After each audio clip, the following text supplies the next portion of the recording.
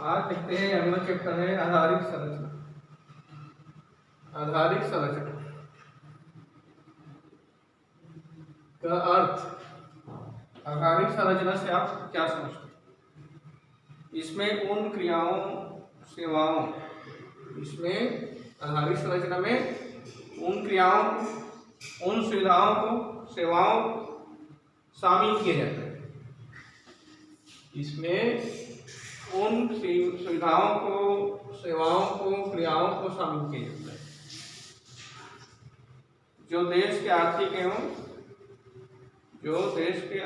एवं सामाजिक विकास में सहायक होते हैं या देश के आर्थिक एवं सामाजिक विकास के आधार होते हैं।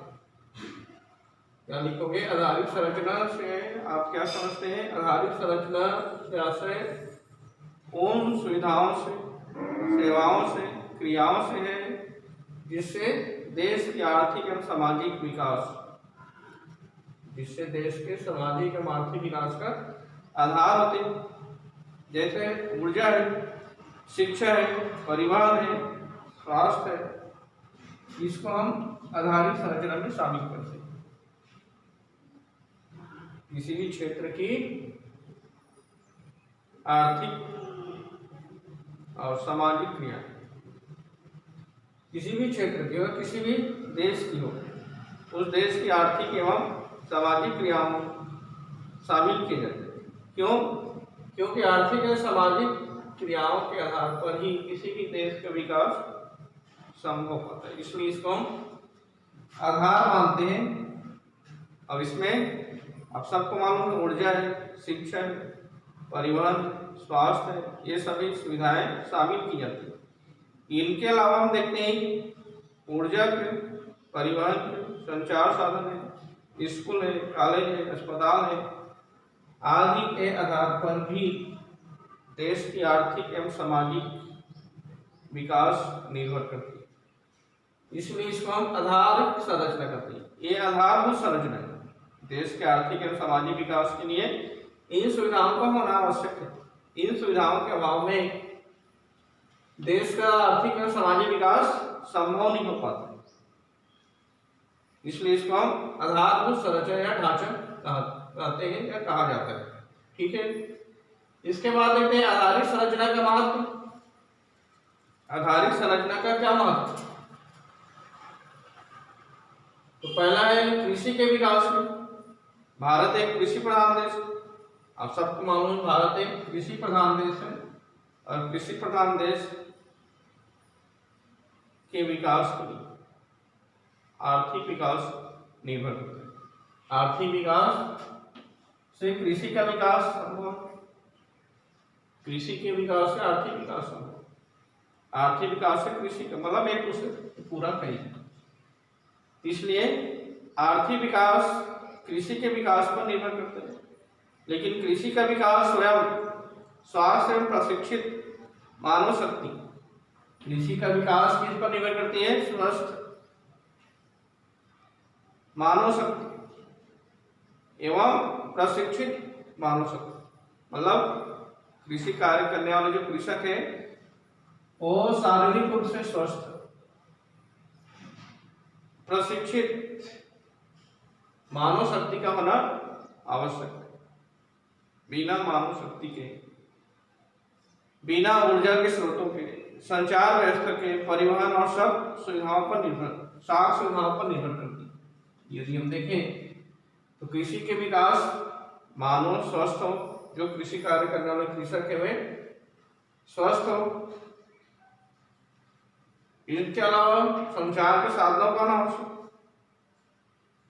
परिवहन व्यवस्था का होना आवश्यक, परिवहन व्यवस्था के साथ साथ ऊर्जा के स्रोत, संचार के साधन और साख सुविधाएं, क्योंकि कृषि कार्य करने के लिए किसानों को साख की आवश्यकता पड़ती है। ये सभी सुविधाएं होना आवश्यक है। जब इन सुविधाओं का विकास नहीं होगा तो कृषि का विकास संभव नहीं। इन सभी सुविधाओं के विकास पर ही कृषि का विकास निर्भर करता है। और दूसरा है उद्योग के विकास में। उद्योग के विकास, औद्योगिक विकास के लिए भी आधारित संरचना का होना आवश्यक है।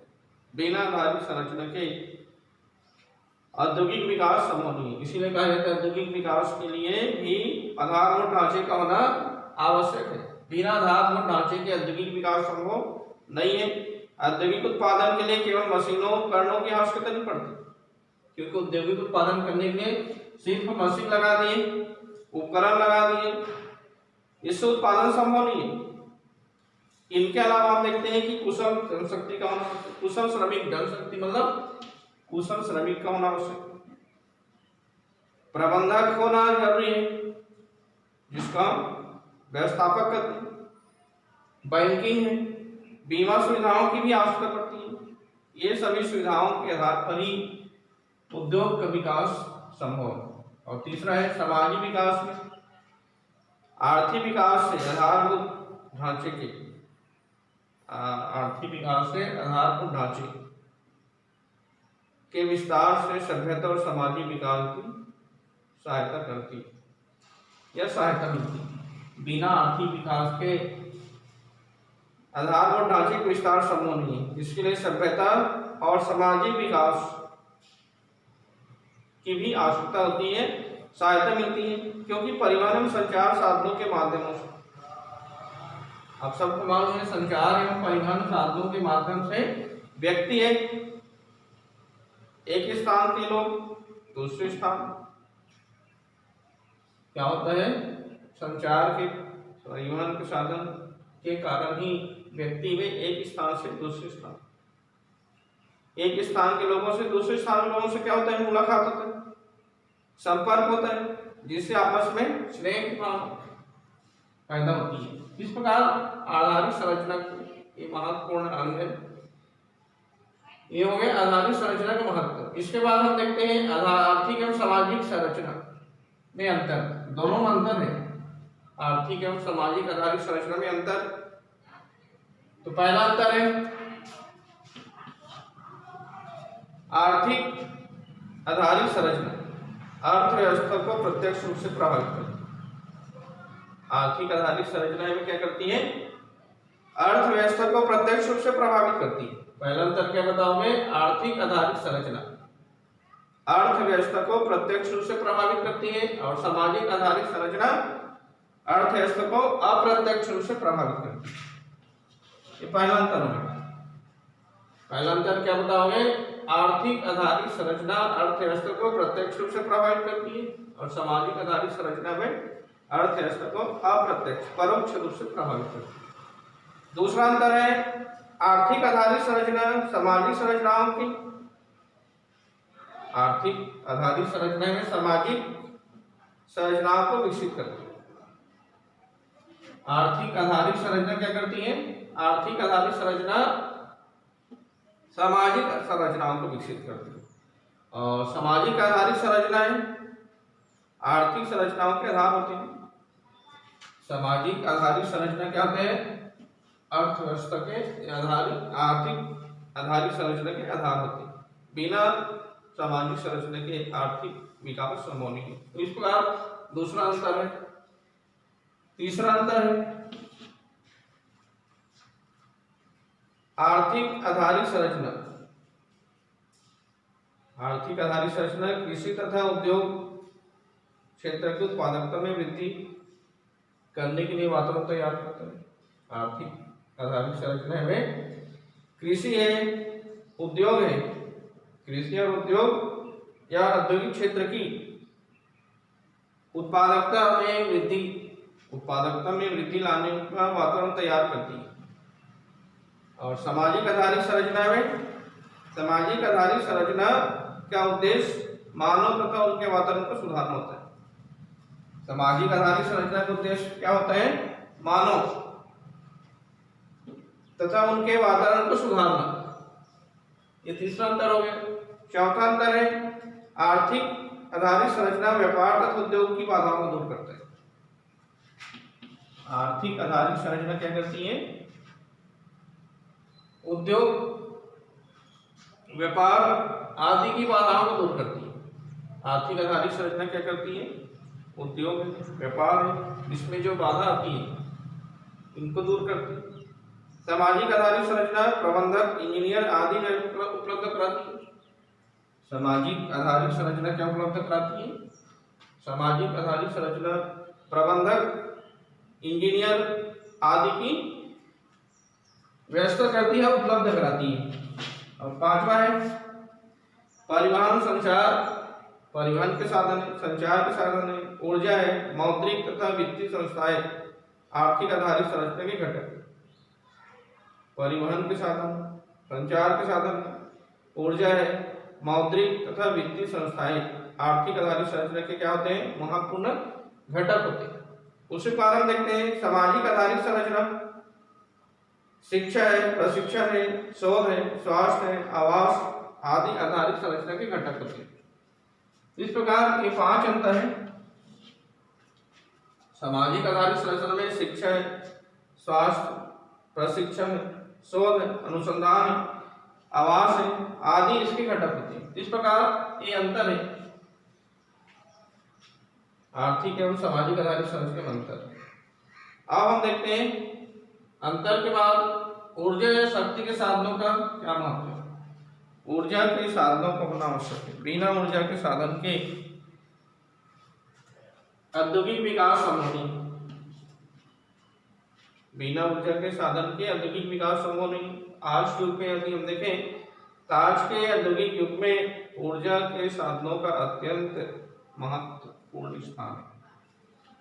आज औद्योगिक युग में, आधुनिक युग में ऊर्जा के साधनों का अत्यंत महत्वपूर्ण स्थान। शक्ति के साधनों की आवश्यकता पड़ती है। बिना शक्ति के साधन के मशीनों का संचालन संभव नहीं। मतलब मशीनों के संचालन के लिए किसी न किसी आधुनिक उद्योग को चलाने के लिए किसी न किसी शक्ति साधनों की आवश्यकता पड़ती है। बिना शक्ति के साधन के उद्योग मशीनें संचालित नहीं हो सकती। शक्ति के साधन आधुनिक उद्योग के आधार है। शक्ति के जो साधन है वे क्या होते हैं? आधुनिक उद्योग के आधार है। मतलब बिना शक्ति के साधन के उद्योग धंधे स्थापित नहीं किया जा सकता। इसलिए हम देखते हैं कि आर्थिक विकास ऊर्जा के साधनों पर निर्भर करता है।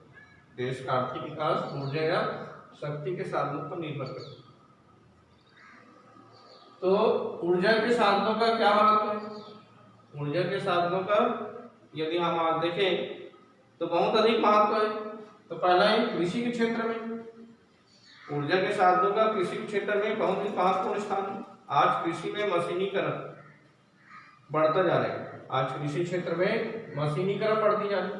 बिना मशीन के कल ऊर्जा के कृषि कार्य संभव नहीं हो पा रहे। ट्रैक्टर है, थ्रेशर है, हार्वेस्टर है, पंपिंग सेट है, इनका क्या किया जा रहा है? अधिकाधिक मात्रा में उपयोग किया जा रहा है।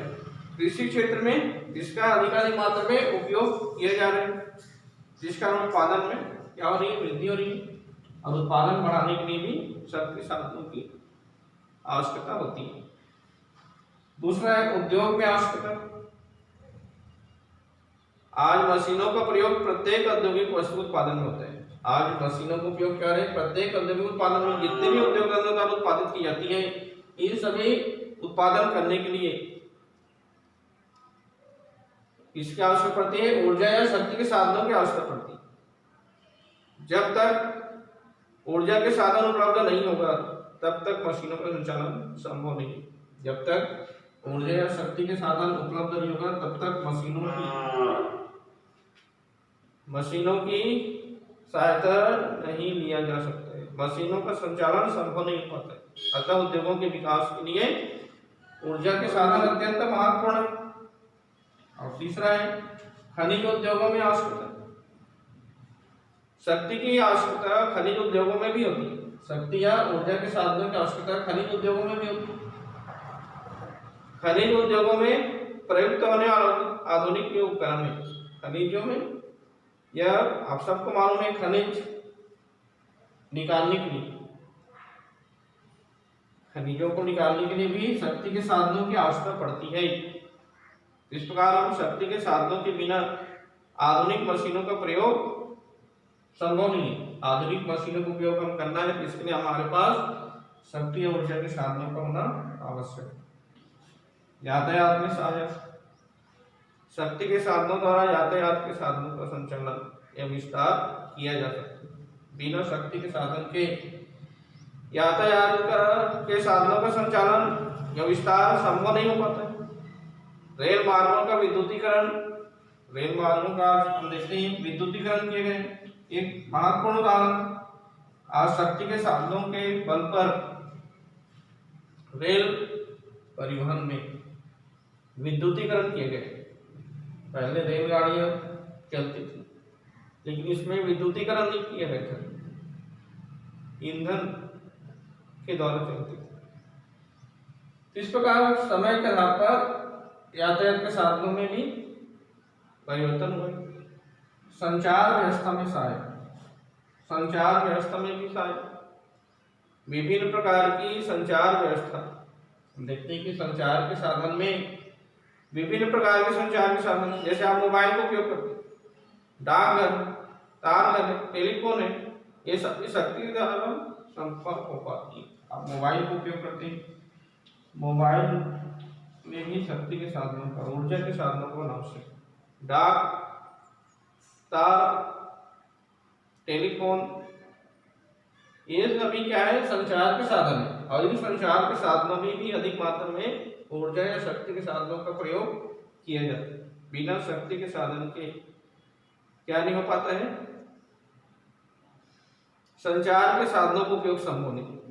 संचार के साधनों का उपयोग करें इसके लिए हमारे पास क्या होना चाहिए, शक्ति या ऊर्जा संसाधनों का होना आवश्यक है। ये हो गया आज के लिए इतना, ठीक है।